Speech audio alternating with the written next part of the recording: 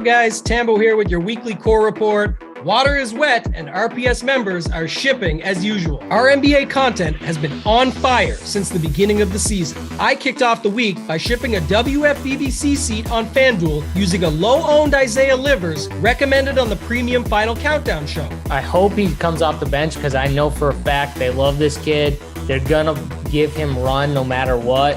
They're probably going to push him, and he's $3,100. Our premium content comes through big time, whether it's our up-to-lock shows, heat maps, core plays, or playbook. Join us today so you can start shipping too. I wasn't the only one shipping a seat last week. Our guy Locke secured a DraftKings NBA Live Final seat as well. AP's core plays from Sunday helped a bunch of members win too. Junior hit for $3,000, while Nick Story shipped for over $15K. Steve Boynton used our core plays and playbook to make a late swap that won him $3,000 in NBA. And Punisher used the NBA heat map to ship $100,000 on DraftKings. As always, subscribe to our YouTube channel and hit the like button on this video as well. Keep the good mojo going. Our NFL dominance continued into week 8 as well with some big wins. D-Hops shipped for $4K on FanDuel. EJOCam won $5K. And Dirty Deeds 30 hit for $7,500. Some of our best screenshots aren't necessarily the huge scores. Bankroll building is a big part of becoming successful, and we love to see the good ROI hits too. Cusp Love illustrated this perfectly, turning $2 into $800, while Wes turned $18 into $2,500 on DraftKings, and Jalapeno turned $198 into a monster $77K. His great pizza brought the great mojo in Cincinnati. Congrats again to all our members. If you want to be featured in the core report, drop your winning lineup in the Members Never Win channel in our premium Discord. If you're not a member, join now. You won't find a better value with all sports included for one low price. Remember, if you're not winning with us, you're watching us win. Until next time, let's keep running pure.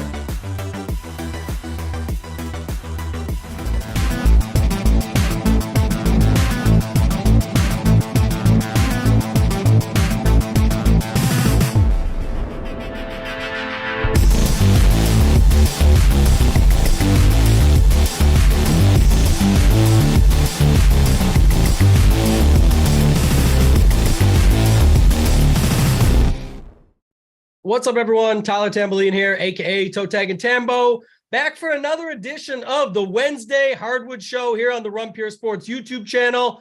Got my guys with me, as always, Locks, Title, going to bring them in here in a second. If you guys haven't yet done so on the way in, or if you're joining us for the first time, we appreciate it. Hit that subscribe button. We're about to hit 13,000. Next milestone is 15,000. And hit that like button. We always go for the fastest 100 all the way up. Plays of the day at 500.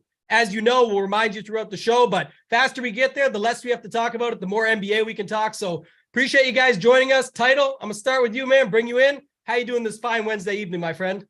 Doing great, Tambo. Nice 10-game slate. Starts 30 minutes after than usual, 7:30 Eastern for everyone out there. Assume most people know, but 10 games, always fun. Probably not fun for you though, Tambo. What, 5 games and under for you? It seems like you just ship every single slate. Yesterday, another great day, 2 big tickets for you. So congrats to you. Waiting on some injury news. Fred VanVleet, the main stuff. Got a lot of the other injury news so far. The Embiid news, they are not on the slate. So I assume people saw that. You do not have to worry about Embiid news, but 10-game slate, some news. It's the NBA. Always excited to dive in and talk some basketball with you guys.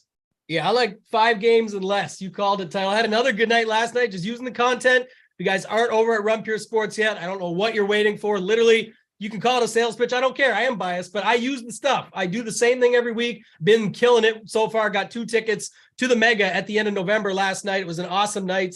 And I was happy because I didn't play the FFWC, the $140, which I probably should have, but it would have came like second or third there, and that would have felt even worse. So just the perfect end result at the end of the night. Locks, my other guy, I'm going to bring you in, man. You know what to do on these big slates. So I'll be counting on you today, getting a little bit of that info, take it back, find everything, and then we'll get rolling into this slate. But how you doing, man? What's going on? Doing good. Excited for another Wednesday with you guys. Always fun. Definitely a lot of injury news out there. A lot of stuff that could open up some value. So interested to get that news as we kind of roll along. And then the Up the Lock show you guys will be watching. Just pay attention to that for all the up-to-date injury news. But yeah, excited to dive in. There's a lot of exciting spots here with you guys. Yeah, that's the crazy part too. And Title, I'm going to start with you when we get into it, like grand scheme overview for the slate, but feels to me, at least looking at it, using the playbook on our site, using some of the other stuff just to see it, looks like the beginning of the slate has all the best games. And then of course there'll be some late hammers, but what's your overview of the slate so far, knowing that we're pretty much I think we're waiting on Van Vliet news as the big news for the slate, but the rest looks pretty cut and dry, assuming everything goes as coaches and teams say it will. Yeah, the beginning news or the beginning games are definitely going to be more popular. I mean, we're still waiting on like Anthony Davis is questionable, Desmond Bane's questionable, Steven Adams is questionable, but you look at the start times for those games. I mean, AD plays at 10:30, 30 minutes after the Memphis and Portland game, which the second last game on the slate, Steven Adams, Desmond Bane questionable. Those two games, I mean, the game before Memphis and Portland starts at 8:30 Eastern, which is an hour and a half window, and then 2 hours for the AD news. So I just don't think we're going to get the AD, Bane, Steven Adams news. You can always backload it, try and hopefully the news breaks your way. But on a 10-game slate, a lot of these early games are better where we already do have the news. Van Vliet news we will get, I assume, before lock. It's 8 p.m. Eastern, locks at 7:30. Usually they do a pretty good job. So I'm expecting to have that news before lock. And I mean, if he's out, it's load the boat on Toronto. If he is in, I think it's a pretty wide open slate. I don't think there's like one team. I think the past two Wednesdays we've been on, it's been the Spurs that have got majority of the ownership. Keldon Johnson is out, so they are thin again. They are in a fine spot, but I don't see it being like load up 4 of them or anything. Yeah. I don't see any clear team that I'm just loading the boat on. Again, if Fred VanVleet's out, we saw what Scotty Barnes, OG did, Siakam, all that would be the spot. But yeah, I think the early games are where a lot of the ownership's going to go. I like the early games. And like if AD's in, Desmond Bane's in, Adams in, just those last 2 games aren't nearly as good. And you don't want to have a bunch of spots in your lineup is how I'm approaching it. Yeah, and it looks like I was looking at it before I hopped on. Bane and Adams were at the shoot around. We'll see if that translates to them playing, but I know a lot of sites are projecting them in based off of that. Doesn't always come true, but it's just something to put out there. And then you have to think AD is going to play because the way DraftKings pricing is today, AD is 9,100. LeBron's almost 10.9. Of course, AD is going to be in. Everyone's going to play him, and LeBron's going to absolutely smash at a much higher price tag. That's just how DFS works, especially in NBA, right, Locks? So, Locks, your general thoughts on the slate before we hop into it game by game? Yeah, Title pretty much hit on everything. Just a lot of injury news, and if you want to wait, you can wait.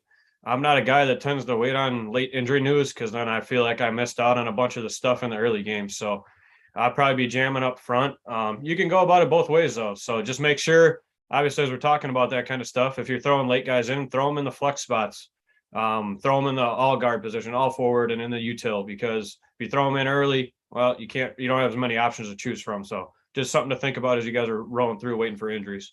Yeah, and definitely keep an eye on that later in the night. Like I said, there is potential spots that will open up, which will change the slate from a late swap perspective. Those that are new to NBA DFS might be in for a rude awakening when they find out other guys all of a sudden got on to these guys and they get passed in the wind because of that. So got to think about that for this slate. Let's dive right in, though, Title. I'm going to start with decent one here. Sacramento at Miami. Obviously, De'Aaron Fox was already ruled out coming into tonight. So we're going to talk a lot about this spot. I think Davion Mitchell, some of the other guys, but give me your thoughts on this game and who are some of the guys you like in this spot. 221 total, by the way. Miami favored at home by 6.5.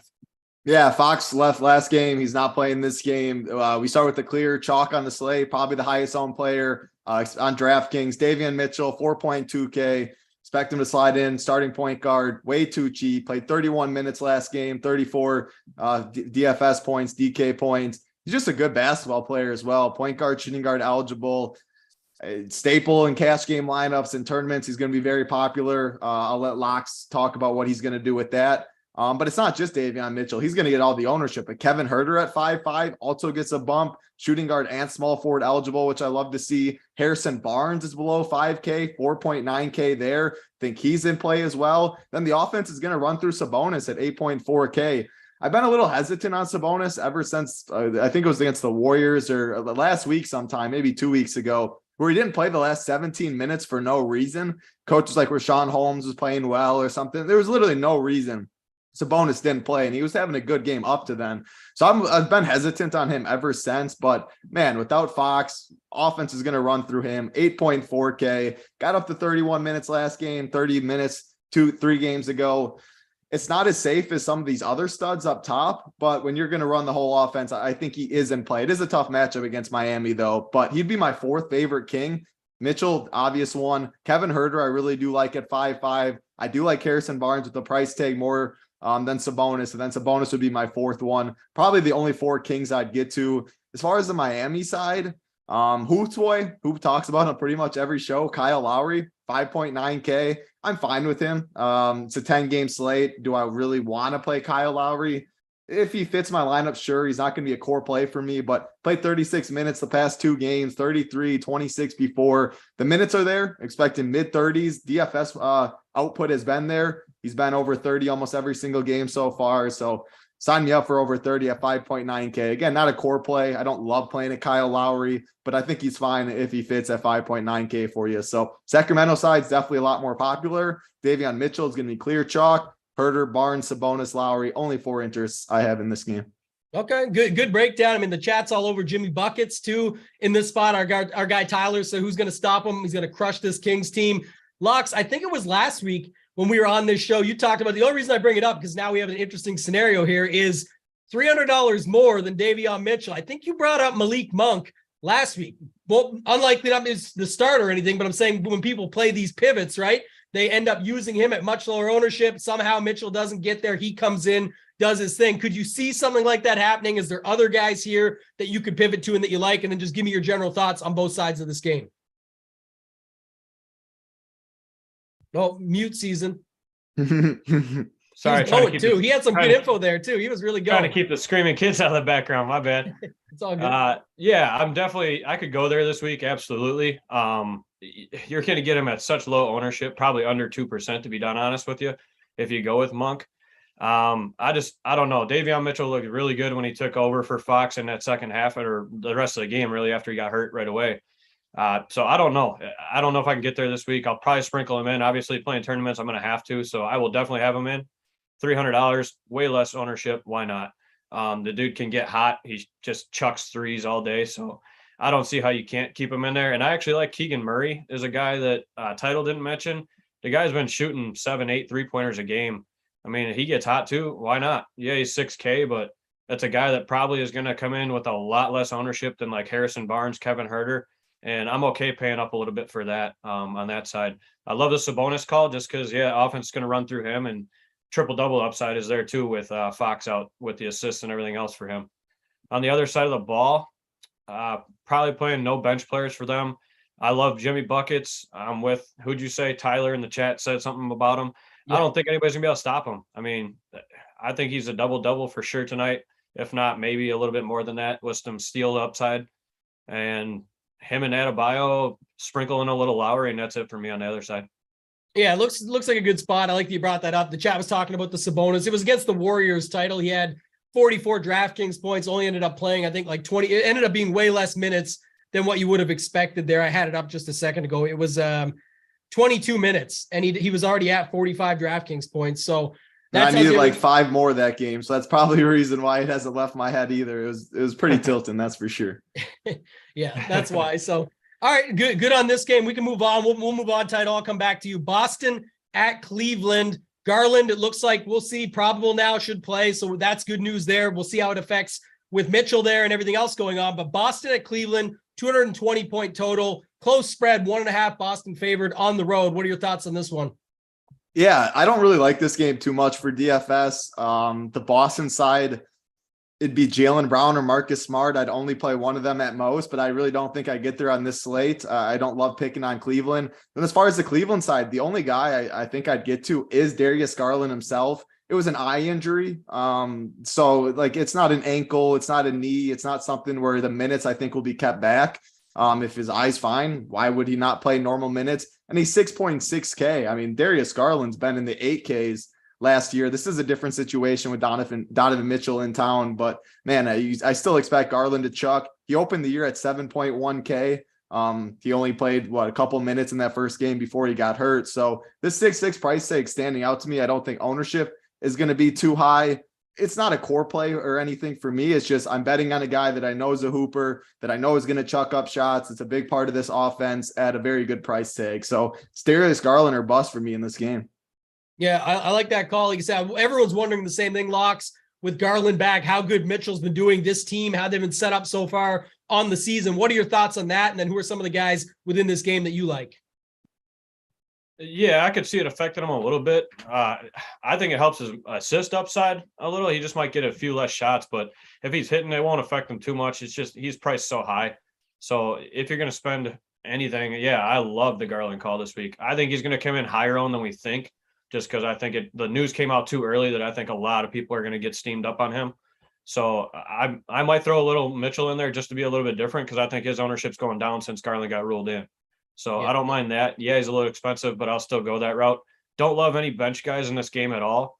If I'm going to play anybody, it's Garland and Mitchell on the Cleveland side. And then the other side, Brown, Tatum, and Smart are pretty much my only three choices on that side. Tatum's a little pricey with a couple other guys that I see up in that range, so I'll probably stay away. Kind of lockstep with Title here on this one. Yeah, Brown much cheaper, 8,300 if you want to hope that it's a game, a Brown game as opposed to a Tatum game. But like you said, when you've got a bunch of other options on this 10-game slate, it's not necessary really. And like you said, the Garland steam definitely seems like it's coming. So something to keep an eye on there where you could just pivot away or avoid. But like Title said, if you're going in on this game, got no problem with that as well. Title, go back to you. This is a good one, man. So we got Trae Young going back to the Garden. We love these games, but we got Atlanta versus the Knicks, 233 total, only a 2.5 point spread. And before you get into that, guys, we're about to hit 200 likes. You got to get to 500 for the plays of the day. So 600 watching, just under 200 likes. Let's keep pushing it. Hit that thumbs up. Helps us out a ton. Keeps these shows free and keeps us adding more shows to help you guys out. So Title, take it away, man. Atlanta versus New York. Highest points or highest total on the slate. Very close spread. You already mentioned Trae Young. I'll start with him. Anytime he goes to the Garden, people love talking about that. I mean, he's absolutely dominant in the Garden. Everyone knows what happened in the playoffs, and he's still below 10K. This show, I think it was last week or one of these recently, I said anytime Trae's below 10K or right around 10K, I have interest. He's going to be popular, I think. Outside of last game as a dud, he's put up 50 plus in almost every single game so far. His usage rate, even though he put up a dud last game, his usage rate was still 34%, just didn't shoot the ball well. I think Trae is a very good play at 9.9K. Again, I do expect ownership in the upper range. I'll stick on the Hawks side, and then I'll touch on the New York side. Yeah. Clint Capella 5-1. I just can't do Clint Capella. The minutes aren't there for him anymore. He's broke over 30 minutes once so far this year. I don't love his upside. I actually like a center more on the other side I'll get to. So no Clint Capella for me. John Collins, I think, would be the only other Hawk I go to, 6.3K. He's been pretty good so far this year as well. They're going to need him to run up all the minutes. They're going to need his size against Mitch Rob, Julius Randle, Hartenstein. So I think it's only Trae Young and John Collins for me. On the Atlanta side, if someone's going to ask, can you play? You can always play DeJounte Murray too. 9.3K, another good price tag there. I would only play one of Trae and DeJounte, but I think you can play Collins with one of those two as well. As far as the Knicks side, well, Jalen Brunson, 6.9K. Again, I think he will get some ownership as well, but he just fills everything in the box score. Usage rate has been there as well. Gets the assists, rebounds the basketball. I know Locks has talked about him a couple times on this show so far, so I like him. Julius Randle at 7.7, another price tag that he's above 8K. He's even got to the 9Ks at some point. Just too cheap, I think, in a game that's supposed to be a good pace, a close spread. If you're running Trae Young, I think you run back a lower owned Julius Randle. I think that makes a lot of sense. So I'm in with Julius Randle. I'm in with RJ Barrett.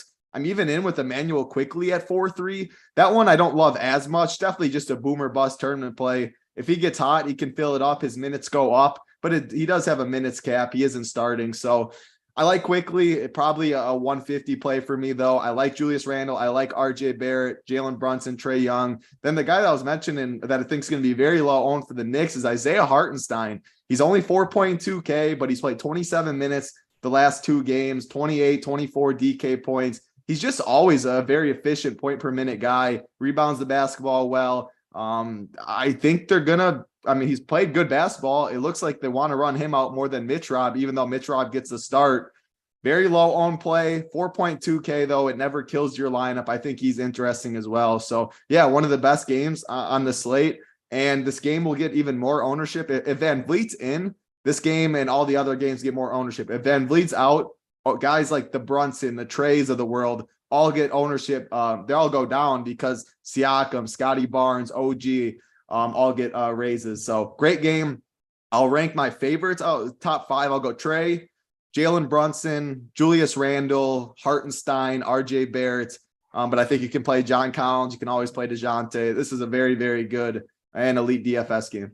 Yeah, I love that call. And the fact what you brought up there is so important. I don't think people pay enough attention to. Look, even if the news comes out that Van Vliet is out, you can still go to this game heavily and just avoid, use less pieces than others are doing so. Even though those are the better values because Van Vliet is out, better values on paper, it doesn't mean that this game can't still do the same thing. And like Title said, this game is not going to become low owned at that point. It's just what he's saying is the ownership becomes capped as opposed to what it would be if it was the other way around. So that's what I love. And last week, well, a week and a half ago now, I guess, but Locks, it was this very play. It was the Jalen Brunson love you had on the show. I had Hayward in my FanDuel lineup that ended up shipping the live final. And when I made the move to livers that JSU gave me, I also had that. I had Hayward and I was like, I don't really like this guy as much. I'm going to go to my guy Locks. He had Jalen Brunson with the upside. I think he'll be a lot higher owned than he was in that spot last week, but it was another prime example where you liked pieces from that game. You liked a little triple stack there.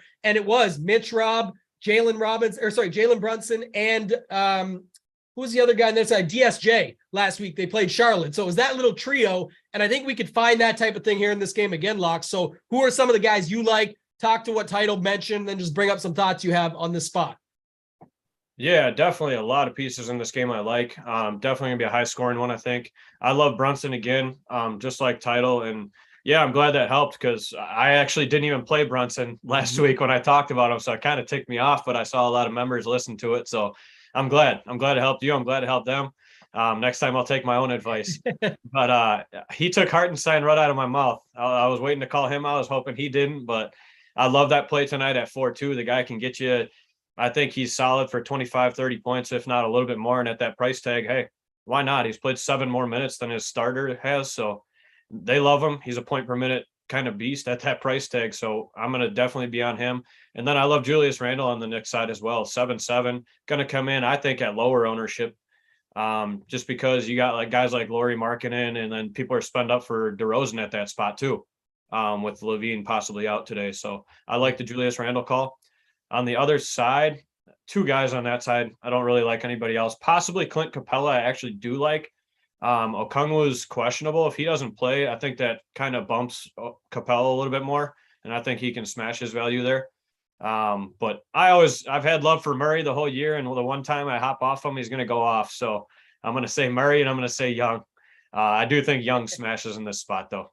Yeah, I've been following you a little bit. I know sometimes you like to do that move. You just say, okay, if everyone's going to go on Young, let me just play Murray. Yeah. Title brought up the rule. It makes perfect sense. I'm just saying it, especially in this spot tonight where same game, same spot, but man, you got to think Trey's just going to chuck. He wants to get that crowd going. He wants to start making it. Doesn't mean he's going to do well, but you got to think that takes a little bit of the usage away. I don't hate it though from a tournament perspective. Like you said, that's why when you're playing 150, you sprinkle them, set the rule like Title said. And speaking of rules, Title, I want to ask you one more. Like brought up Randall, brought up Hartenstein. My understanding, at least, correct me if I'm wrong, but typically what you'll see is Mitch Rob start, Hartenstein come in from behind, like he'll get in foul trouble or whatever again, and Hartenstein will pop in. But can you play Randall, Hartenstein together like that? I mean, the price allows for it, no problem. I just wonder, more about the rotations than I do, and I think that's what a lot of the people like to know, things like this. So how does that work exactly? Yeah, I'm fine playing Randall and Hartenstein because it's mainly the Mitch Rob and Hartenstein. Like Hartenstein and Randall will share the court, whereas Mitch Rob and Hartenstein are the one that negatively correlate.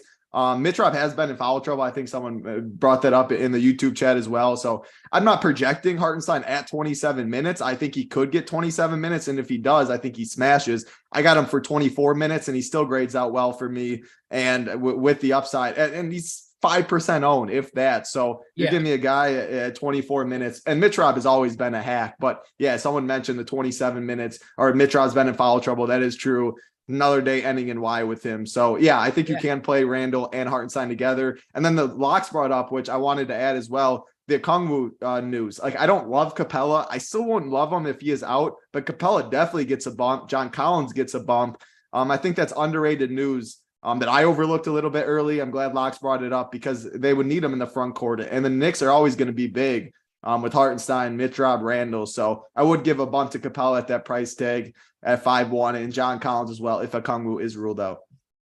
Okay, I'm gonna move on to the next game with you for the Clippers at Houston, but I do want to say that is an interesting thing, actually. If I look here right quick, I think Mitch Rob is 4,900. This is the thing I've been doing lately, Locks, is going back to the other side. So let's say Okongwu is ruled out. Lots are on Mitch Rob. Some are leveraging off Mitch Rob by going to Hartenstein. No, I don't think Mitch Rob's going to be popular at all. Yeah, I don't either. Yeah, he won't be that popular, but I'm saying if you go to the other side in this game, for example, in game stacks, you could easily see like Trae Young with a Mitch Rob and somebody else, Brunson, whoever it might be. If you want to flip it on the other side, I don't hate that actually, where Capella is $200 more, and instead of deciding between those centers, you just go to the other side. So yeah, I like something like that here. I like the other calls that we had. Let's move on though, Title. Let's go to this Clippers Houston game. 222.5 total. 6 is the favorite for the Clippers on the road. What are your thoughts here on this spot? Yeah, not a game I love too much. You can always play Jalen Green or Kevin Porter Jr. I am totally fine with that. Probably would only max one of them on this slate today. Paul George at 9.8. People are probably going to go back there. I don't know. I don't think I get 9.8K Paul George. I mean, he's coming off an absolute ceiling game. If you want to play a 5% owned or less Paul George, sure, I'll never say no. Probably not for me on DK. The price is a lot better on FanDuel at 9K, so I'd prefer him over there. He will be a little higher owned. Alperen Sengun is the guy that I think will have the most ownership in this game, right below 6K, 5'9", starting center. You get matched up with Zubac, so not the easiest matchup there, but he's going to play about 30 minutes, a good point per minute guy as well. You're talking about just going to the centers in the different game, find the 600 more and just go Zubac. Sengun is going to be popular. I do like Zubac as well. I mean, he's played good basketball this year. 30, the minutes have been there. He's had 40 and I think like 4 of his 7 games or something like that. So I think that would be the way to go. He's my favorite Clipper actually on DK. Not a must play or any of that by any means, but if Sengun's going to be popular, which I think he is, and you just want to do that center theory that you just talked about, Zubac would be my guy in the Clippers. I don't love this game too much. It's either Kevin Porter Jr., Jalen Green, max one of them. And then Sengun is really the only plays I got in this one though. That it works way better. To your point, it works way better in this spot where Sengun is getting a lot of the ownership. And like you said, you can find $600, get to the other side, same matchup, basically everything's the same. Just you've got to find the money, but you get what, 1/4 of the ownership or something like that. So that is a way better spot to use it. Couple notes on the chat. One, they keep going on about Hartenstein and Mitrov using foul trouble. Like you said, that's the whole point. If a guy's in foul trouble often enough, it can happen again. That's what they're saying. Like Title literally said, another day that ends in Y. The guy gets into foul trouble. That's the benefit. It's not saying that he won't get into it again. And I think it ties into what you said, Title, in this game with Paul George. Is he going to do the same thing? No, almost guaranteed not. But that doesn't mean he can't come up 15 points shy and still have a huge game. And like I said, utilize it based on the site that you're on, and the price point on FanDuel still looks pretty good. We'll still have ownership because of that. But that's what always happens in every DFS sport. Oh, he did this last week or last game, so it ain't going to happen again. But when they hit a ceiling like that, that doesn't need to happen again. He could come up 15, 20 shy and still be in a really good spot on this slate. So, Locks, give me your thoughts on this game, man. Anything you've got for Clippers at the Rockets? Yeah, just a few pieces here. This is a game I'm not too high on, so I'll keep it short and sweet for you guys on this one. Yeah. I mean, Paul George, absolutely. Yeah, he scored 75 points, like Title said. Absolute ceiling game for the guy. He had 6 steals, I think. I mean, just went bonkers. So he's clearly not going to get there again, but at under 5% ownership, why wouldn't you pick a guy like that can get you there? I mean, say he does have another game. You don't know.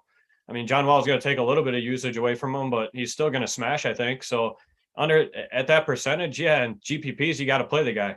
And then I love Zubac. The guy looks like a stud this year, just block city. Continues to get right around 30 minutes, 33 minutes a game, somewhere in that range. So I love that play at 6.5 because, like Title said, a lot of ownership's going to Sengun, and I like Sengun, but I'm going to find the extra $600 to get Zubac, and I'm going to run with it. KPJ, I love on that side. Other than that, there's nothing here. I like 2 guys on each side of this, and that's pretty much it.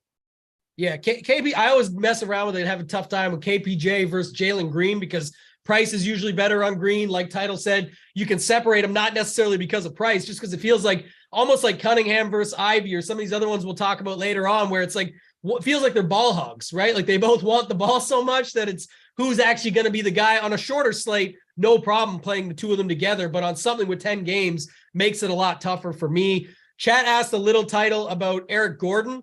Any thoughts on some of these other peripheral guys or anybody else here before we move on? I don't mind Eric Gordon. The thing is, and I saw some people still talking about the Hartenstein stuff in chat. Like, we don't have a lot of great value on this slate, and that's why the 4.2K. I mean, if we had Davion Mitchell and we had 4 Davion Mitchells on this slate, these plays aren't nearly as good. But it's pretty much only Davion Mitchell for the value. So sure, you want 4.5K Eric Gordon, get some salary relief there. He's going to chuck the ball. He shot what? 4-3, 7-3, 7-4. I mean, he's shot at least 4 threes every single game. Plays about 30 minutes. Sure. I mean, not a core play by any means for me, but he fits your lineup. You have 4.5K. Value isn't great on this 10 gamer. I have no problem with it at all. Yeah. And Timothy Lee asked in chat, recap right quick. Look, the Atlanta versus the Knicks game is definitely the most popular so far, the one we've liked the most, talked about the most. If the Van Vliet news comes out sooner than later, which it should, we'll find out what's going on there, and that can change the slate a little bit. But at least no, that's the game that we have the most interest in so far, just to help you out there. You guys can help us out a little bit. We got over 800 watching right now. Got to get to 500 likes for the plays of the day. So we're about to hit 300. Let's go for the 400, and then we'll round out 400 to 500 on the way out on the last few games. But title, speaking of core plays, core teams, core games, this is your boys, man. We got the Bucks at home, big time favorites versus Detroit. I just talked about Cunningham, Ivy, those guys there. So again, looks like it could be a blowout spot for your Bucks, but talk to me a little bit about this game, man. What do you see? Yeah, I mean, they just played each other a couple nights ago. Everyone was calling the blowout and all that, and it comes down to the last couple possessions. That's why, like, I never really try and predict blowout. Again, 11.5 point spread we have here. If it's an 11-point game with 5 minutes left, the starters are going to be in. So that's just how I approach it. Cade Cunningham, you mentioned him and Jaden Ivey. Man, Cade has been an absolute beast as of late. He plays upper 30s minutes. The usage is always there. He chucks the ball 48, 51, 59, 48 in his past 4 games. I'm good going right back to him because I don't think ownership's going to be there. Sub 10% for a guy like Cade. Sign me up in that spot. Giannis at 12.6. I just can't get there. I mean, the big reason why is we talked last game about Eric Gordon, the Hartenstein. There just isn't a ton of value on this slate. And 12.6K, you need 70 points probably for him to be in the optimal. And it's still 70 might not be enough if the value just doesn't get there today. So, I mean, I'll never say no. If you like a lineup, you have Giannis in, sure, absolutely play him. But I just can't get there at this price tag on this slate. I like Drew Holiday more at 8.2K. Drew and Cade, that's the interesting debate. 100 less for Cade, Drew at 8.2. I don't have a strong lean. I don't think either is going to be very highly owned. I think both are very good plays, though. Interested to see what you and Locke say between those two. Brook Lopez, man, I did not expect Brook Lopez to for me to be saying that I think he's a solid play, but he has been really good this year. And I've been a Brook Lopez hater in the past, but he's playing a little over 30 minutes a game. He's shooting the 3 ball a ton. The rebounds have been there more than lately. And he just, every single game, I mean, the lowest score he's had is 27 DK points thus far this year. I mean, sign me up for Brook Lopez at 5.4K on a slate. I don't love a lot of value. There's Bobby at 6K. I prefer the 600 savings for Brook. And then if you want to go Isaiah Stewart on the Detroit side, he would be my second favorite option, but I don't think I get there. It is a tough matchup against Milwaukee in the paint. So it's Drew and Cade as my 2 favorite plays. And then Brooks right there as well is my 3 favorite plays in this game.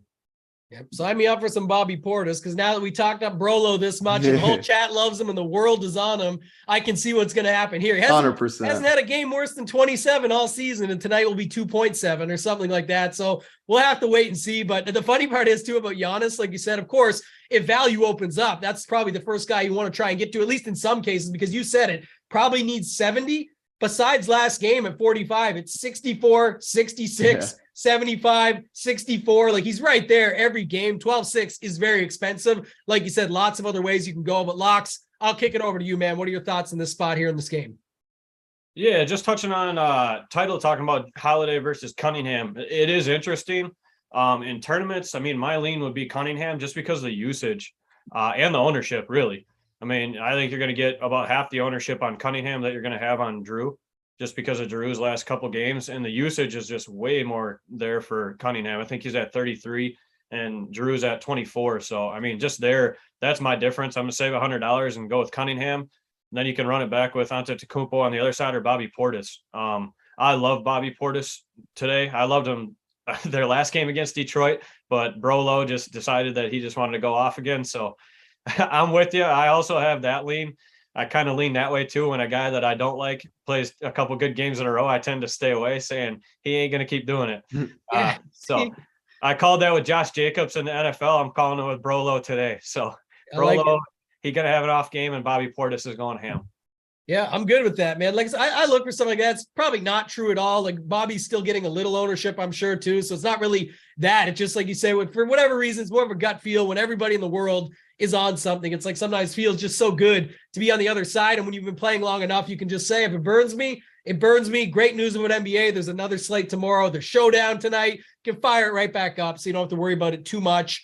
Title, if nothing else there, man, we can move on. I know I didn't see anything come out at least live while we were on here still, so it's going to be if-then scenario, but the chat loves this stuff. The chat loves hitting the like button too, so do us a favor. We're now on our way to 400, like I said, but Toronto at the Spurs, big time if-then, but, we got to go there. We'll talk if Van Vliet is out, if he's in, just talk to me about a title. What we got, 224 total. Right now, the Raps are favored by 7.5 on the road in San Antonio. Yeah, if Van Vliet is out, man, Scotty Barnes at 6.8K, point guard, small forward eligibility, very, very good play. Siakam, very, very good play. OG, very, very good play. Gary Trent, very, very good play. Those are the four main guys. The thing is, even if Van Vliet's in, and we talked about it last week, I mean, I'm still fine with Scotty Barnes. I'm still fine with Siakam. So that just shows that I'm already fine with their price tags if one of their ball handlers, all-starting point guard, one of their best players is in, which just shows how elite of plays they are if he is out. If he is out, you can play probably all four of Trent, Anunoby, Siakam, Barnes, I think, in tournaments. You can for sure play 3 of the 4. It's just such a great spot against San Antonio too, who doesn't play great defense, who's not a team that I'm scared at all. So Van Vliet is very, very big news. I mean, if he's in and you want to get really cute on this slate, 7.7K is also a good price tag for him. But I think they're a 10-game slate. It'd be more of a 5-game slate play for me, I think. So, yeah, you have to monitor the Van Vliet news. It starts 30 minutes after lock. I think we get it before the first games. If he's out, load up the boat on Toronto. If he's in, I probably max one Toronto guy, but Barnes, Siakam, OG, I'm fine with any of those 3. As far as the Spurs side, I mean, Kelvin Johnson's ruled out in this game. They're still without Vassell. They are very shorthanded. Trey Jones at 6.2K. Jeremy Sokan has been good for them. 4.5K, plays about 30 minutes a game. Dougie McDermott, 4.3K. We talk about value being tough. That just shows. I mean, Bates Diaw, 3.7K. Even a Zach Collins at 4.1K. Think you come to the Spurs and find your value pieces. They're going to need even if they're getting blown out, these guys are still going to be in the game. You're still going to get about 30 minutes at cheap price tags on a slate that is pretty tough for value. So even Jakob Poeltl, 7K. I mean, I don't love him as much as the other ones, but Jakob Poeltl always seems to get the job done. Man, this game we talk about best games for DFS. The Knicks Atlanta game is great. If Van Vliet's out, this is definitely the best game. Even if Van Vliet's in, though, the Spurs side is too hard to ignore for the value pieces, and I do like the Toronto side. Even if Van Vliet's in, if he's out, load up the boat. So another great game for DFS. You big boater, Title? Oh yeah, I love being on the boat. Always loading up boats, not trains, not trucks, not planes. Always loading up boats. Load up the boat. Yeah, I like that saying. Also, you're a big Milwaukee fan. Is this new? I made this up on the fly because I'm feeling a little under the weather, so I'm just coming up with shit. But I said Bopo greater than Brolo. Bobby Portis is technically Bopo. Has anyone ever said that in their life? I've never heard Bopo, but I do agree Bobby Portis is better than Brolo. I do agree with that statement. We're making shit up on the fly. We love to see it. So, yeah. You got 2 Wisconsin guys here. I know that, 2 Wisco, but that's why they said Wisco's well represented. I said Canada too, because I'm the only Canadian here, and you guys are rocking the Canadian red, so I appreciate that. No, I'm rocking the Wisconsin red, actually. It's still the colors. It's the color scheme, buddy. I know, but I had to see what I had on, and it was Wisconsin. Yeah, you got to show it off. You got to show it off. Lux, this game is good. We talked about we're going to go through if-then with you as well, but I'm curious more, and I bet you the chat is too, honestly. Like, I'm just getting into this grind, but the Spurs, like the rules. what are the rules with these Spurs? Because there's just so many of them. I don't know like who I should play, shouldn't play together. Can you help break that down some? I know it's hard enough as it is to break down a Popovich team and in, out, all that stuff, but what about just usage and how it goes? Is there any way to give me some general rules with this squad? Yeah, there's a few rules. I mean, I'll be setting, obviously, when you talk about big slates, small slates, that's the most important factor, I think. Looking at this one, it's just, I'll probably limit it to less than I normally would just because we got 10 games. If this was a 4-game slate or something, I wouldn't mind having 4 of these guys, but to be honest, on this type of slate, I'm probably going to limit it to 2 or 3 at most in any one of my lineups. Okay. I just have to figure out how I want to pair them together on this one, just because it's tough. With Richardson back, that's where it's hard to go. I'm definitely going to have Sokan at 4.5. I think he's just, I mean, the minutes have been there for him. I think he's just going to smash tonight. For some reason, I have a good feeling about him. So I love having him I might even have him as a core play, to be honest with you. Okay. Richardson, I like, but we saw Romeo Langford get 34 minutes last game at 3.2. There's some value there. I mean, why not? The guy scored 22 points at $3,200 price at a $3,000 price tag actually last game. So, I mean, that's just smashing value. If say Richardson gets in foul trouble or something happens, he doesn't play as much. Why not go there? I mean, you got 3.2. There's some huge value. But yeah, like I said, on this side, I like Bates Diop. It's just tough to call too, because I mean, he's so up and down, but the ones I'm for sure about are Trey Jones, Richardson, Sokan, Podol, and then throw in a little bit of Langford and Collins. Other than that, I don't have, I mean, that's what, 6 guys. It's always a mess. That's what I'm saying. Like you get to it, and by the end of it, you're like, I kind of like them all, but I don't know which one it's going to be. So I'm just going to sprinkle all of them. To be honest, I'm probably not going to have much Podol at all. I mean, 7K, and there's just too many other centers above and below him that I'm maybe playing. So I might even just ixnay him out of there, get Collins out of there, and just play these guards and forwards on their team just so I can keep it different. And then on the other side, Van if he's out, I love Anunoby. I love Barnes. I love Siakam. I'm not a big Trent guy tonight. I just don't think his ceiling, I don't think he's going to get there. With Barnes, Anunoby, and Siakam just chucking up a bunch of shots. I don't see him getting there at the 5.7. I'd rather play $100 more for Anunoby. I know they're different positions, but I'll find somebody else at shooting guard there. If Van Vliet's in, I like him at 7.7, but I still lean with Barnes and Siakam in this one. That's just my leans. They've been getting all the usage, so I love those 2 guys on that side. And that's always a way you can do it too. Like you said, if Van Vliet is in, what happens to that ownership on a guy like Barnes? I don't know, right? Will it stay? But it won't be, in my opinion, at least, it won't be as high as what it would have been. So that's for sure. And you can just have it set up that way where you're doing your lineup a little bit differently and still sticking with the play based on what he still gets the minutes himself and is going to be able to have some opportunity there. And 6.8, pretty good price there. So let's move on. Titled, the chat wants to talk about Vooch. We'll go to Charlotte at Chicago. 223 total. Chicago favored by 5 at home. Vooch did not come through last night. I mean, he was popular, short slate, made sense, did not come through, but people love centers against Charlotte titles. So talk to me about Vooch and talk to me about the other guys in this game that you like. Yeah, Vooch at AK, good price tag, good spot against Charlotte. I even like him more if Andre Drummond is ruled out. He's questionable right now. Again, a small piece of news on this slate people aren't going to consider, but the Vooch, give him a couple more minutes, and that means a lot in DFS. So I'm good with Vooch, even if Drummond's in. Thing is, center is just so loaded. He's not a priority by any means for me. But if Drummond's out, definitely a big upgrade. As far as I'll stay on the Chicago side, Zach LaVine, we're not expecting him to play.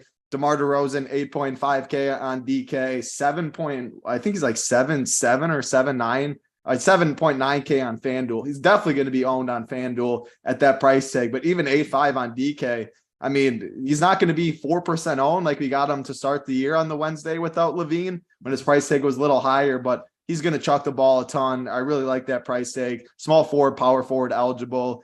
Outside of him, like an Alex Caruso at 4.6 should be in the starting lineup. Monitor Kobe White news as well. He is questionable. Guys like Caruso and Ayo get bumps if he is out, just more minutes to go around. I'd max one of Ayo and Caruso more than likely. I think they're fine value plays, nothing I get too excited about, but on a slate I don't love value. I mean, sure, if you want to fill a guard spot, play Ayo, play Caruso if they're starting and Kobe's out, I'm fine with that.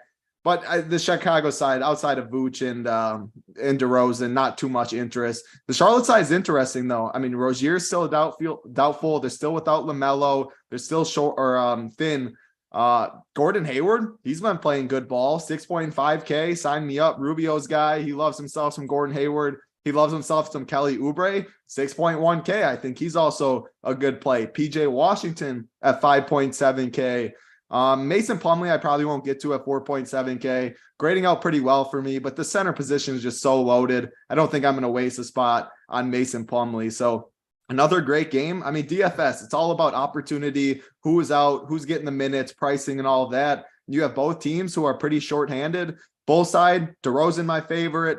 Then Caruso, Ayo, and Vooch. And then on the Charlotte side, I like the Charlotte side more, actually. I really like Gordon Hayward, PJ Washington, Kelly Oubre. Probably would only play 2 of the 3, but they all have good price tags. They all have a lot of upside. Another great game for DFS. Yeah, I wonder that too, Locks. Just bring it over to you on this. Like, I look for this stuff, and I looked for it last week. It was okay, pretty helpful. But like the game before, Toronto at the Spurs, basically the same total, similar spread. Yes, if the injury news shakes either way, but we kind of have a better feel. But at the same time, because it's the Spurs, it's like you don't have the better feel versus here. This game feels like you know who you like on either side of the ball. So when you can just stack it up, similar price points, similar spots, maybe that's a way to be a little bit different in tournaments on this slate. What do you think of this game? Who are some of the guys that you like here? I will say Dennis Smith Jr. too. I forgot to mention him also. All 4 of the Charlotte guys. I assume Locks will probably about to say something about him. Yeah, let me say someone first. I had to mention it. Oh, that's okay. That's okay. No, I'm with you. I mean, this is definitely a game that Spurs and Toronto side, I think, is going to get more steam, obviously, than this one. So I don't mind going to this. I don't like Caruso. I haven't liked him all year. I just don't think he has much of a ceiling, to be dead honest with you. He hasn't hit much this year. He's been over 25 points one time. I don't see it. Even if Kobe White is out, I'd rather play a 3-4 or Goran Dragic. I mean, the guy, he got there last night. Yeah, he shot well, but I think he can do it again. If he gets you 20 points, then you're there. That's only if Kobe White's out. If Kobe White's in, I'm not playing much Dragic at all. I do like Ayo. I like DeRozan. And I like Vooch, but I don't know if I can get there on this slate. He does smash whenever Levine's out, but at 8K, we've just been talking about too many centers. There's value at center. There's higher guys at center that I want to spend on. So I don't know if I'm going to get there a whole lot, but definitely a play at low ownership that he could easily get you 40, 50 points if he goes off. The guy I actually do like on that side that you didn't mention is Patrick Williams at 3.7. I think that Drummond news kind of affects him. So I think if Drummond's out, I love playing Pat Williams at 3.7, to be honest with you, instead of, because I think a lot of people are going to go Bates Diop, right? So why not pay less ownership and get Pat Williams? I think he can get there for you. On the other side, my favorite play is probably Dennis Smith Jr. with Rozier sitting. I'm not a big Oubre guy. PJ Washington's been smashing. And then, of course, Gordon Hayward's just consistent over there on that side as well. Yeah, the other one you brought up, like the Dragic thing, we'll wait on Kobe White and the news with both these guys. But for $300 more, you get Williams, who last night looked pretty good. And his scoring line, looked a lot more manageable than are we going to see Dragic actually do that again? So again, maybe you play them both. I don't know. I'm just saying we'll wait on the news. But the point being, there definitely looks like a good opportunity with Williams either way at 3,700 for floor upside, general stat line versus Dragic was sort of on fire, getting everything going his way, coming in out there and making threes, steals, all this stuff. So can he do it again? Maybe, but I like that call quite a bit. Title, I'll go back to you, man. There's 3 games left. We're about to hit 400 likes, almost 1,000 watching, guys. So with 3 games, we got to get over 30 likes per, because we're about to hit. So 33 and change per game. So let's get on it with the likes. We'll hit it. Once we get to the 500, we get the cool graphics with the plays of the day. Our guy, Mitch, if you need to go over to the site, bud, to get the course, runpuresports.com. Use promo code RPSHeater25. We'll even hook you up on this one. Sign up, man. You'll get the course that way. It's a game-by-game show. It's a free show. And take your ideas that you take from it, build your lineups with it. This is what happens. Some people can't get to the site just yet, or they can't afford it, or whatever it might be, and that's okay. We understand it. When people are there, they'll be there. It's going to be awesome when you can finally join. But a lot of people find winners on these shows, hit something big, and then join the community and get into the Discord, get on the site. So hopefully you can be one of those guys, Mitch. We appreciate you being here with us. Hopefully you hit that like button as well. Title, go over to you, man. Luka, baby. It's Luka's game. It's Dallas versus Utah, 221.5. Dallas favored by 6.5 at home. What do you got on this one? Mitch was going to like this one because I don't got much in this game. I mean, Luka it's the same thing with Giannis. Like he's been so good. 12.3K. If you can fit Luka, I will never tell you no. I mean, pencil in your 60, move on. The value's tougher on this slate though. And when value's tough, and we have guys like Trey at 9.9, Cade at 8.1, just a lot of other guys in the mid tier with a lot of upside too. It's hard to play them. So I can't get to anyone in this game. It is a complete pass for me. My least favorite game on the night.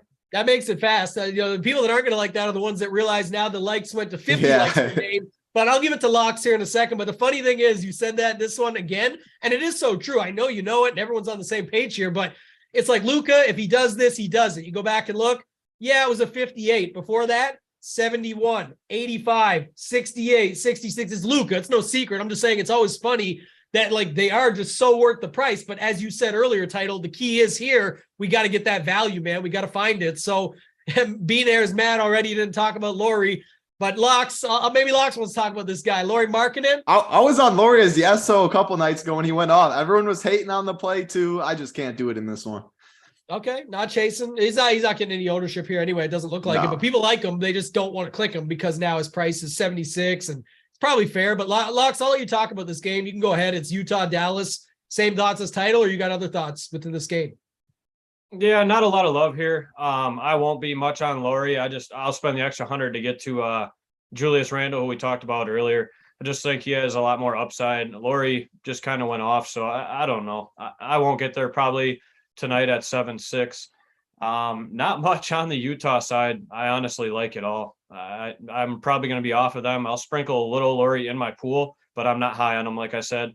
On the other side, I'm going to be jamming Luka. I mean, he's $300 less than Giannis. I just think he has more potential to get there. He rebounds, he assists, everything. Giannis's assists have been down, so I think Luka has a better chance of getting there at $300 less. Dinwiddie, I don't mind.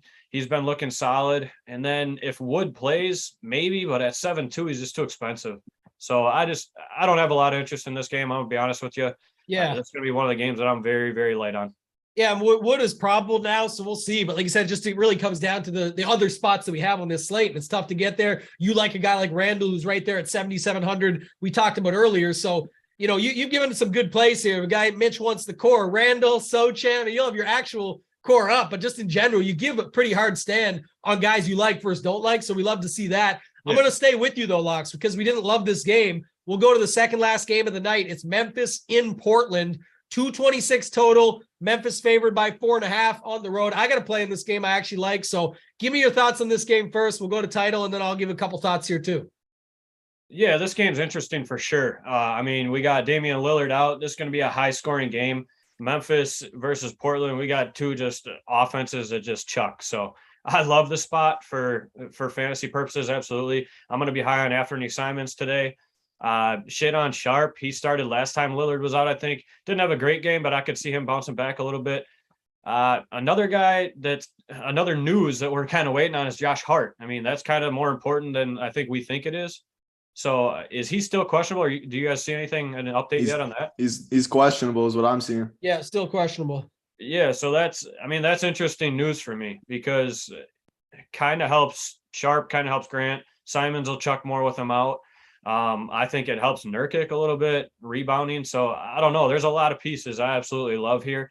The bench, not so much, but I think if Hart's out, it brings me more interest in Justice Winslow or somebody like that. I mean, he's 4-3, so definitely interesting news I'll be paying attention to. Like I said earlier, I'm not going to wait much on news. If I don't get it, then I'm probably just going to slam some people in from early because that's not the biggest news in the entire universe.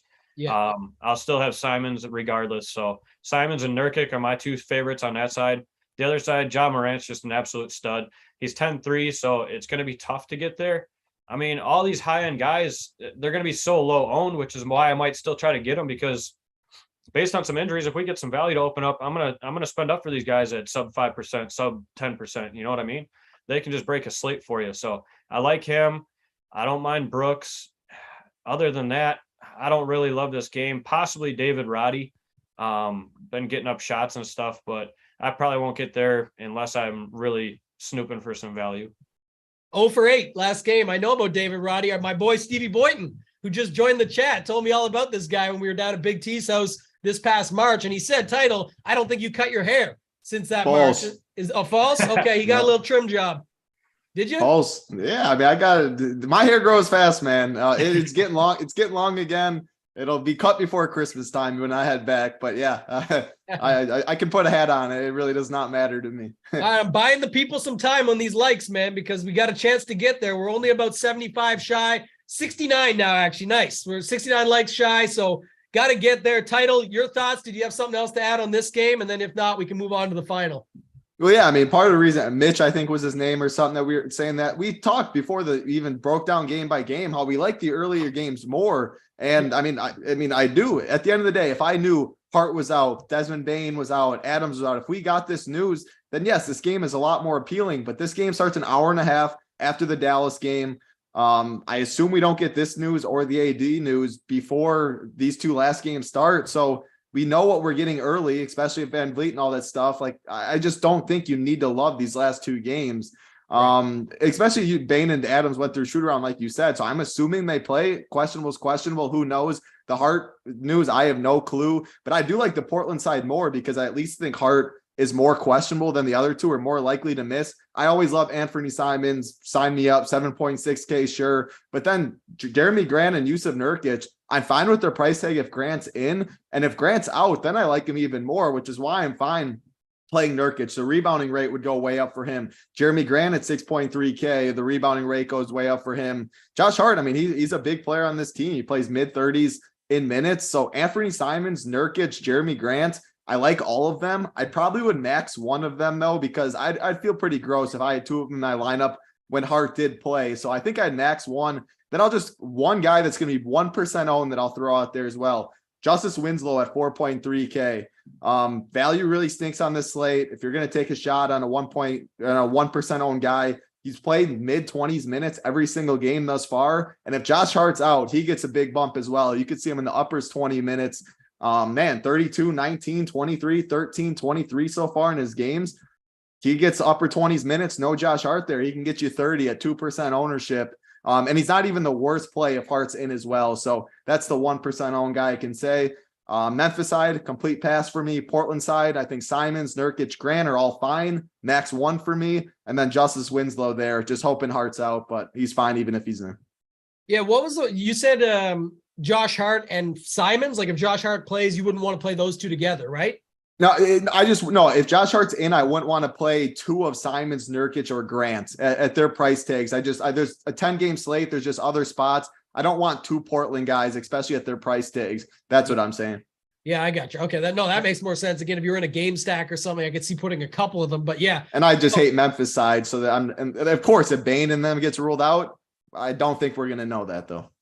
Is this Justice Winslow revenge spot? The chat said. Yeah, it actually. Yeah, I mean, mentioned him. Yeah, you talked about it too. Yeah, so I wondered. They asked if if it was a revenge spot. I was just checking. So it is. I think there's a couple of revenge for Justice Winslow's, but yeah, it is. I mean, that's a very hard narrative to get behind. Justice Winslow revenge spot on this slate, but that's an interesting one. Okay, so we're about 25 likes now with the final game. So we got a chance. We beat the 33 per average with a little bit of small talk here. We got to get through it though. So last game title, I'll go to you. Pelicans versus the Lakers, 229-point total. Pelicans are favored 3.5 on the road. Obviously waiting on this AD news, but got to feel like he plays here. At least I do. So we'll see how it shakes out, but go with the if-then if you want on this spot. What do you got? Yeah, I mean, I'll assume he plays too, but the dude's made out of glass, as we know. So if he's ruled out, play and then not play, like you said. Yeah, exactly. Or warm up, something happens. We've seen that a couple times. I mean, you never know with him, but I'm not going to play anyone on the Lakers because I'm going to assume he's in. I don't want to plug in 9.1. I'll take that back. If you want to play AD, I think he's fine. Because if he's ruled out, you have the pivot right there to Zion, who I absolutely love at 8.7K. He's not fully extended. He's not going to play 35 plus minutes, but he doesn't need 35 plus minutes. He's been sitting around 30. Maybe he gets to 33, 34. No one on this Lakers team can stop him. Zion's a complete monster. Finally got his body ready. Everything is full go for Zion. I think he has a great game here. The late night hammer. It's Zion or bust for me. Again, if you like AD more, I think AD is fine. Talk about revenge, of course, AD against these Pelicans. I'd plug AD in the power forward position or the util, of course, and then you had that pivot right to Zion, 400 less, doesn't hurt too much. So the only two guys I'd go to in this game, but I really do like Zion. Geez, the knowledge, man. That's just so perfect when you can do that, right? Like you said, you put AD in, but hey, you're going to have a terrible decision late night when he's ruled in. Yeah. And you still have Zion right I would there. say, I think I like Zion more anyway. Yeah, but and then you got to decide, right? Because, yeah. AD is good. To me, he's going to get ruled in and we'll see, but that's going to happen. And then you're going to have that choice. But usually he comes in and then disappoints if that's the case, just the way I feel the slate playing out. Gut feel, of course, but seen it all too many times. I like the Zion call actually anyway, so that's kind of interesting. But doing it that way and saving that money to give yourself outs is always a good way to go about it. Locks, I'll give you thoughts on this as we hopefully get those last 20 likes that we're looking for. But go ahead, Locks. What do you got here in this game? Yeah, I like the call. I'm a Dookie, so I like Zion. He's always been my boy. I love seeing him healthy again. Love seeing him back in the league. He's just a stud. I mean, point per minute is just absolutely crazy. The usage is there. So I love that call. And great call by Title. Throw in Davis if you're liking Zion, and then if Davis sits, whatever. I mean, you could still go either way, but Davis's ownership might be low as can be just because we're not going to get that news. So I don't mind that. LeBron's just priced too high for me. I'd rather pay up or pay down around him. I'm probably not going to be on him much. Lonnie Walker continues to get there a little bit, but I don't know. He's so up and down. It's hard for me to play him. So I don't mind him at 5. On the other side of things, Trey Murphy continues to kind of impress. He's staying around that 35 minutes range per game. I mean, with Ingram out, he can possibly get hot and get you some value there at 5.9. I don't like playing Herb Jones. He hasn't gotten there this week for me, but on that side, McCollum could smash, Zion could smash, and then Davis on the other side. That's really the only 3 pieces I'm kind of interested in because, again, I'm not going to be sitting here waiting for injury news. It's just too many games on this slate and too many other spots. Yeah, and I thought I saw something on Herb Jones. Yeah, 2 hours ago, now questionable. So we'll see if Herb Jones even ends up playing at this point, like you said, but there will be some potential late swap stuff there that you can go to and guys that you could get to if you wanted to put 2 pieces in these later games, right? With it, again, you'd have to use Memphis, Portland. It's still a half hour before the Pelicans Lakers game, but if you only have the move left that Title has, that's easy. It's AD or it's Zion. It's right there. But if you had someone else from these 3 other teams, New Orleans, Memphis, or Portland with AD, you'd be able to look at some potential 2v2s. So not saying you have to set it up that way, but it never hurts if you got something like that as the news comes out later in the day. Maybe something leans in your favor. So Title, I'll go to you for final thoughts on the slate. Go to Locks, and then hopefully we can get these plays of the day. And we got 10 likes left to go. We're holding it. We always hold it. 500 or bust. Go ahead. Final thoughts. Yeah. Beginning games are way better. The last 2 games on an island, the Memphis, Portland at 10 p.m. Eastern, Pelicans, Lakers at 10:30 p.m. Eastern. We have news in the game, but I don't think it's worth just backloading it for. What I would do is the AD situation, just go to Zion. I think I might even like Zion more though. That's why we liked a lot of guys in the first games. The games that stand out as my favorite games on the slate, Charlotte, Chicago looks very good. Of course, the Toronto-San Antonio game only gets better. Van Vliet is out as well. Then that Atlanta-New York game are the 3 favorite games so far. Always check injury news. You have to be around your computer. That's part of NBA. If you can't be around your computer after the first game locks, just don't play that day. That's just the only way to go about it. Wait for Van Vliet news. Watch the Up to Lock show, what that's going to do. All of our content will be on the site, but nice, fun 10-game slate. I'm excited for it.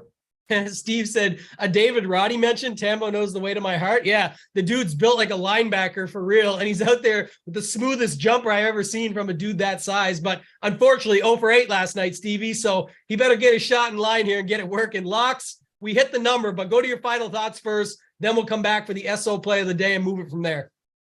Yeah, basically the 3 same games that Title mentioned. The other one I will mention is I have a little bit of like for the Bucks and Pistons game. I just think with Cade, Drew, Giannis, Beef Stew, Brolo, Bopo, as you said. There's just a lot of pieces there that could be interesting too. So that's the other game I wanted to mention. As far as the slate goes, guys, just if you remember, hop in the Discord, just pay attention. I mean, every 10 minutes, something comes out. So just be in there, be prepared for all the injury news. If you're playing late games, you definitely have to pay attention to that. So just be in there, pay attention to all the news. There is a lot of value that can open up. There's a lot of spots that you can switch to. So pay attention in there. We'll all be in there answering questions. And yeah, let's smash again tonight.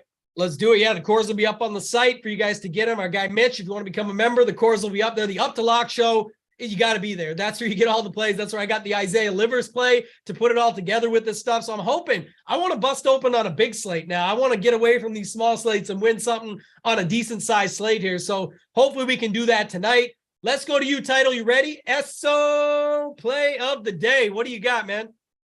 I love it. I'm gonna go with the guy I didn't talk up too highly earlier, but I like the spot. It's in that San Antonio Toronto game. Trey Jones at 6.2K. When they're missing their two the guys that shoot the most, Devin Vassell and Keldon Johnson, there's a lot of usage to go around. I'm expecting mid-30s minutes at 6.2K for Trey Jones, who's shot the ball pretty poorly recently as well. The assist numbers are always there. Just look who he's playing with. When your two best players are out, they're going to chuck the most. He's going to step into a big role. I love that price tag at 6.2. He's not going to be 5% owned or any of that, but I don't think he's going to be too chalky by any means either. So I think he's a very solid play at the point guard position. Trey Jones, the SO play of the day.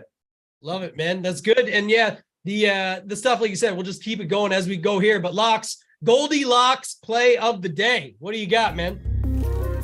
Yeah, kind of him and Han back and forth. I'm going to go with the value play. So I'm going to go with my boy. I talked about him a little bit. I think Pat Williams has a big day at 3.7. I think he goes at least 5X. Get you guys some value there and allows you to smash some more studs. So Patrick Williams, my Goldilocks play of the day. I like it. And our guy Simon put it on there with it's GOLDILOX, Goldilocks play of the day. So I do like that. And then, of course, I got the Tambo Rambo Lambo play of the day, my favorite graphic that anyone's ever made of me. So appreciate it for producer Simon putting this together for me. I'm going back. I said I liked some plays in this game, and then I forgot to talk about it. But Title gave all the stats on it. But I like Nurkic in this spot here going up against Memphis. If you want to have, like I said, the center's pretty full on this slate. But if you want to have a couple guys in those last two games, you can have Nurkic, you can have AD, and then you got some moves that you can make as well. But I think he's going to smash here in this spot regardless of injuries. Just having Lillard out alone, I think, opens things up. So lots of options here on this slate. We talked through all of it. I think it was a great time. We're going to be back here again next Wednesday. Get over to runpuresports.com. Sign up now. Hit that like button on the way out. Get on the Up to Lock show. That's going to do it for this week, guys. For Locks, for Title, for Simon behind the scenes, I'm Toe Tag and Tambo. Simon, get us out of here, man.